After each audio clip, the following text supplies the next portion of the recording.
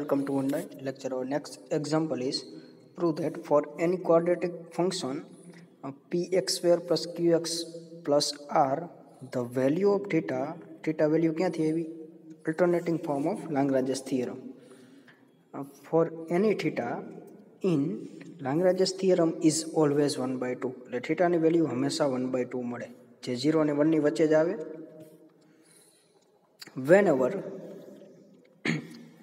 whatever value of p, q, r and h, અને p, q, r, h તમે ગમે તે વેલ્યુ લ્યો, થીટાની વેલ્યુ હંમેશા 1/2 આવે એવું આપણે પ્રૂવ કરવાનું છે આ એક્ઝામ્પલમાં.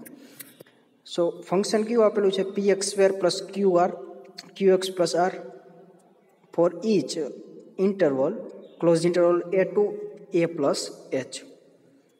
તો ફંક્શન f એ પોલિનોમિયલ ટાઈપ છે, તો f is polynomial, so f satisfy all condition of Lagrange's theorem. એ કન્ટિન્યુઅસ થાય, ડિફરન્શિયેબલ થાય in any interval. સો તો એ કોઈ થીટા મળશે ઓપન ઇન્ટરવલ 0 to 1 માં, such that શું થાય? f of a plus h is equal to f of a plus h into f dash a plus theta h. આથી alternating theorem of Lagrange's theorem. Alternating theorem of Lagrange's theorem. Alternating theorem of Lagrange's. So F of એક્સની value શું આપેલી છે? px square plus qx plus r. So F of A plus H શું થાય? એક્સની જગ્યાએ શું પુટ કરવાનું? A plus H. તો એ થાય p into A plus H square plus Q into A plus H plus R, અને આ ટર્મ હું આ સાઈડ લખું તો શું આવશે? એફ ઓફ એની value px square p a square plus Q A plus R. એ આ સાઈડ લખી ડાબી બાજુ તો એ નેગેટિવ થઈ જાય, એટલે minus P A square minus Q A minus R is equal to એચના એચ એફ ડેશ, એટલે આનું ડેરિવેટિવ શું થાય? 2px પ્લસ ક્યુ. ને આપણે શું ફાઇન્ડ કરવાનું છે? એ પ્લસ થીટા એચ. ડેરિવેટિવમાં એ પ્લસ થીટા એચ, એટલે એક્સની જગ્યાએ શું મૂકવાનું? એ પ્લસ થીટા એચ. એટલે શું મળશે? 2p into A plus theta H plus Q. On calculating, એટલે કે આનું કેલ્ક્યુલેશન કરો અને થીટાની વેલ્યુ ફાઇન્ડ કરો તો શું મળશે? 1/2. કઈ રીતે મળશે? તો આનું સિમ્પ્લિફિકેશન કરો એટલે શું આવશે? 2hp a plus theta H plus H Q. એટલે કે બંને બાજુ કમ્પેર કરો અને અહીંયા મલ્ટિપ્લિકેશન કરો એટલે શું આવશે? એ પ્લસ એચ સ્ક્વેર, એટલે શું મળશે? એચ એ square plus 2ah plus H square. આગળ પી હતો એ મલ્ટીપ્લાય થાય ત્રણેય ટર્મમાં. આ પી છે તો પી એ સ્ક્વેર પોઝિટિવ, અહીંયા નેગેટિવ એટલે કેન્સલ. હવે અહીંયા મલ્ટીપ્લાય કરું ક્યુ, એટલે પહેલી ટર્મ આવશે Q A plus Q H. Q A positive, Q A negative cancel. R positive, R negative cancel. એટલે વૈધી કઈ term? 2ahp plus H square P plus Q H. પહેલી ટર્મ વૈધી, અને જમણી બાજુ શું છે? H Q. અહીંયા મલ્ટીપ્લાય થાય એટલે એચ ક્યુ આવે. એચ ક્યુ અહીંયા પોઝિટિવ, અહીંયા પોઝિટિવ, વચ્ચે ઇક્વલ ટુ છે એટલા માટે. હવે વૈધું કેટલું? અહીંયા વૈધું 2ah, પહેલી ટર્મ એ કેન્સલ. 2hpa એટલે 2p મલ્ટીપ્લાય થાય પહેલી ટર્મમાં, અને h પણ મલ્ટીપ્લાય થાય એટલે આવે. તો આ ટર્મ ને આ ટર્મ કેન્સલ. હવે શું વધ્યું? h square p is equal two શું વધ્યું? અહીંયા બીજી ટર્મમાં જે મલ્ટીપ્લાય કરો એ વધે, એટલે વધે 2ph ઇન્ટુ થીટા એચ. હવે કેન્સલ કેટલું થાય? એચ સ્ક્વેર પી કેન્સલ, તો થીટા બરાબર શું મળ્યું? 1/2. કેલ્ક્યુલેશન એટલી બધી અઘરી નથી, ખાલી મલ્ટીપ્લાય કરી અને કેન્સલ કરવાનું છે એટલે થીટા બરાબર 1/2 મળી જાય, જે આપણે પ્રૂવ કરવાનું હતું. અહીંયા કોઈ ક્યુ, પી કે એચ એની કોઈ વેલ્યુ આપણે ફિક્સ કરી નથી. એ ગમે તે વેલ્યુ હોય, થીટા બરાબર શું મળ્યું આપણે? 1/2. 2 કેમ કે બાકી બધી ટર્મ કેન્સલ થાય. ક્યારે 1/2 મળ્યું? જો ક્વાડ્રેટિક ફંક્શન હોય તો. એટલે સેકન્ડ ડિગ્રી જો પોલિનોમિયલ હોય તો થીટાની વેલ્યુ 1/2 જ મળે એવું આપણે સાબિત કર્યું. Next example, so that the function f is defined by f of x is equal to x cube plus 6x square plus 12x minus 7 is strictly increasing in every interval. એટલે strictly increasing આપણે prove કરવા માટે derivative શું prove કરવું પડે? Strictly greater than 0. આ બધા ઇન્ટરવલમાં થતું હોય તો ફંક્શન સ્ટ્રિક્ટલી ઇન્ક્રીઝિંગ કહેવાય. તો પહેલાં ડેરિવેટિવ ફાઇન્ડ કરવું જોશે. એના માટે સ્ટ્રિક્ટલી ઇન્ક્રીઝિંગ ફંક્શન પ્રૂવ કરવા માટે f of x આપેલું છે in each x in close interval a to b. a અને b ગમે તે હોઈ શકે. સિન્સ f ઇઝ પોલિનોમિયલ, કેમ કે ઇન્ટરવલ મેન્શન કર્યો નથી એટલે a to b લઈ શકે. એ પોલિનોમિયલ છે 3 ડિગ્રીની. So f satisfy all condition of Lagrange's theorem. Lagrange's થિયરમની પોલિનોમિયલ હોય તો બધી કન્ડિશન સેટિસ્ફાય થાય, કન્ટિન્યુઅસ થાય, ડિફરન્સિબલ થાય. નાવ f ડેશ x આના પરથી શું મળશે? ડેરિવેટિવ 3x² પ્લસ આનું થાય 6 દુ 12x અને આનું થાય પ્લસ 12 અને 7નું થાય 0. તો આમાંથી કોમન શું નીકળે? 3. અંદર શું વધશે? x² plus 4x plus 4. એટલે આ કેના બરાબર થયું? x plus 2². કોમન કાઢ્યું હતું 3. તો 3 ઇન્ટુ x પ્લસ 2². હવે જો -2 આ ઓપન ઇન્ટરવલમાં ન હોય તો ફંક્શન સ્ટ્રિક્ટલી ઇન્ક્રીઝિંગ થઈ જાય. કેમ કે જો -2 આમાં હશે તો ગ્રેટર ધન ઓર ઇક્વલ ટુ 0 થશે. હવે -2 આ ઓપન ઇન્ટરવલમાં નહીં હોય, -2 આ ઓપન ઇન્ટરવલમાં નહીં હોય તો આ 0 નીકળી જાય, સ્ટ્રિક્ટલી ગ્રેટર ધેન 0 થઈ જાય.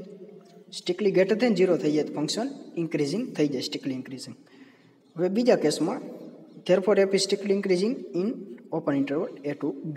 હવે બીજા કેસમાં, આ કેસ 1, અહીંયા આવશે કેસ 2. જો -2 એ ઓપન ઇન્ટરવલમાં હોય, બે જ કેસ ન હોય અથવા હોય. ન હોય તો થઈ જાય સ્ટ્રિક્ટલી ઇન્ક્રીઝિંગ, કેમ કે greater than or equal to 0માં ઇક્વલ ટુ 0 નીકળી જાય એટલે સ્ટ્રિક્ટલી ગ્રેટર ધેન 0 મળે છે એટલા માટે. હવે -2 જો ઓપન ઇન્ટરવલમાં હશે તો f ડેશ 2 શું થાય? f ડેશ x છે. f ડેશ -2 શું થાય? -2 પ્લસ 2 એટલે 0 થઈ જાય. તો f ડેશ -2 0 થશે. તો in this case we consider interval કેવો લઈશું આપણે આ કેસમાં? a to -2 and -2 to b. આ ઇન્ટરવલ લઈ એટલે આનો ઓપન ઇન્ટરવલ લઈ તો શું આવે? a to -2 and -2 to b. એટલે -2 આની અંદર આવશે નહીં, કેમ કે આ ઓપન ઇન્ટરવલ થઈ ગયા એટલા માટે. સો in this case f dash x is strictly greater than 0 for each x belongs to a to -2 and -2 to b. જ્યાં આનું યુનિયન કરો બંને ઇન્ટરવલનું તો -2 અંદર આવશે નહીં એટલા માટે એ સ્ટ્રિક્ટલી ગ્રેટર ધેન 0 થશે. સ્ટ્રિક્ટલી ગ્રેટર ધેન 0 થાય ડેરિવેટિવ તો f is strictly increasing in open interval a to b. થઈ ગયું પ્રૂવ. નેક્સ્ટ એક્ઝામ્પલ, એટલે કે સ્ટ્રિક્ટલી ઇન્ક્રીઝિંગ પ્રૂવ કરવા માટે અહીંયા આપણે કેનો યુઝ કર્યો? લાંગ્રાજસ થિયરમનો. સો નેક્સ્ટ એક્ઝામ્પલ, આપણે આ ઇનઇક્વાલિટી બતાવવાની છે. For x greater than 0 so that x divide by 1 plus x square less than tan inverse x less than x. એટલે કે આ ઇનઇક્વાલિટી બતાવવાની છે કે એટલે કે tan ઇનવર્સ x કરતાં x હંમેશા મોટું હોય અને x divide by 1 plus x square હંમેશા નાનું હોય. એક્સની વેલ્યુ ગમે તે હોઈ શકે, ગમે તે હોઈ શકે મતલબ પોઝિટિવ લેવાની, એક્સની સ્ટ્રિક્ટલી ગ્રેટર ધેન 0. હવે ફંક્શન ડિફાઇન કરી f ઓફ એક્સ, આને આ સાઈડ જવા દો એટલે શું આવશે? x minus tan inverse x. એ રીતે યાદ રાખી શકાય. આ ટર્મને સામેની બાજુ જવા દે એટલે શું મળે? x minus tan inverse x. એને તમે f ઓફ x નામ આપી દો તો f ડેશ x શું થાય? આનું ડેરિવેટિવ થાય 1 માઇનસ tan ઇનવર્સ x નું ડેરિવેટિવ થાય 1/1 પ્લસ x સ્ક્વેર. એલસીએમ આવે 1 પ્લસ x સ્ક્વેર એટલે અહીંયા મલ્ટીપ્લાય થાય એટલે શું આવશે? 1 plus x square minus 1. 1 cancel, x square divide by 1 plus x square. x square divide by 1 plus x square is strictly greater than 0 થાય, કેમ કે x is greater than 0. x positive છે એટલા માટે x square divide by 1 plus x square is strictly greater than 0. હવે f dash is strictly greater than 0 તો ફંક્શનને કેવું કહેવાય? f is strictly increasing function કહેવાય. કેમ કે ડેરિવેટિવ સ્ટ્રિક્ટલી ગ્રેટર દેન 0 હોય તો F is strictly increasing function કહેવાય. સ્ટ્રિક્ટલી ઇન્ક્રીઝિંગ ફંક્શન છે, એક્સ ગ્રેટર દેન 0 આપેલું છે, તો શું લખી શકાય? F of X greater than F of 0. આ રીતે લખી શકાય. સો એફ ઓફ એક્સની વેલ્યુ શું આપણે લીધી હતી? X minus tan inverse X. એની વેલ્યુ પુટ કરો અને એફ ઓફ 0 એટલે કે આની જગ્યાએ 0 પુટ કરો તો શું આવે? એક્સની જગ્યાએ 0 માઇનસ ટેન ઇનવર્સ 0 એટલે 0. તો શું મળ્યું? X minus tan inverse x greater than 0. હવે ટેન ઇનવર્સ એક્સના આ સાઈડ લખું તો શું આવે? એક્સ ગ્રેટર દેન ટેન ઇનવર્સ એક્સ. હવે અગેન બીજું ફંક્શન ડિફાઇન કરી એ શું કરશું?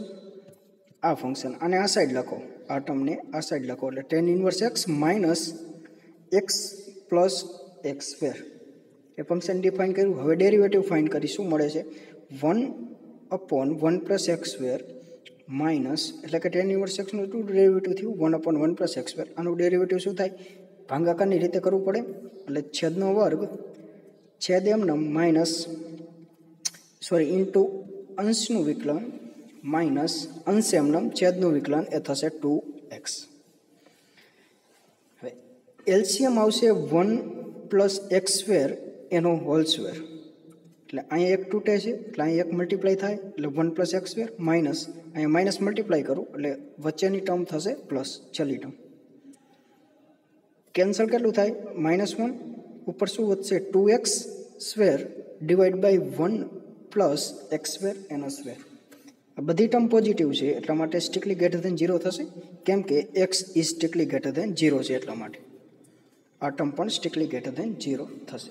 અહીંયા જો ઇક્વલ ટુ 0 આપેલું હોત તો અહીંયા પણ ઇક્વલ ટુ 0 થાત, તો પણ આપેલું નથી, સ્ટ્રિક્ટલી ગ્રેટર દેન 0 આપેલું છે. તો gx is strictly increasing function થયું, કેમ કે આ ડેરિવેટિવ હતું, ડેરિવેટિવ સ્ટ્રિક્ટલી ગ્રેટર દેન 0 મળ્યું એટલા માટે gx is strictly increasing function થયું. સો સ્ટ્રિક્ટલી ઇન્ક્રીઝિંગ ફંક્શન થયું એટલા માટે એક્સ ગ્રેટર દેન 0 છે, ઇમ્પ્લાય શું કહી શકાય? gx greater than g of 0 આ કહી શકાય. હવે કેમ કે સ્ટ્રિક્ટલી ઇન્ક્રીઝિંગ છે તો એક્સ પોઝિટિવ હોય તો gx બંને બાજુ g એપ્લાય કરો તો પણ એની ક્વોલિટી એ જ રહે. હવે gxની વેલ્યુ પુટ કરો જે હતી tan inverse x minus x divide by 1 plus x square અને g ઓફ 0 એટલે આમાં 0 પુટ કરો, ટેન ઇનવર્સ 0 એટલે 0 માઇનસ 0/1 પ્લસ 0 એટલે એ પણ 0 થશે. સો શું મળ્યું? Ten inverse x minus 1/x square greater than strictly greater than આની વેલ્યુ મળી 0. સો આને સામેની બાજુ લખો તો શું મળશે? Equation number 2. હવે ઇક્વેશન 1 અને 2 ને ભેગા લખી. ઇક્વેશન 1 શું હતું? X greater then ten inverse x. x is greater than tan inverse x. અને tan inverse x ઇક્વેશન 2 પરથી શું મળ્યું? greater than 1 plus x square. Equation 2 અને 1 ને ભેગા લખ્યા એને આ રીતે લખી શકાય, એટલે કે આને પહેલા ટર્મ લખી less than tan inverse x less than x.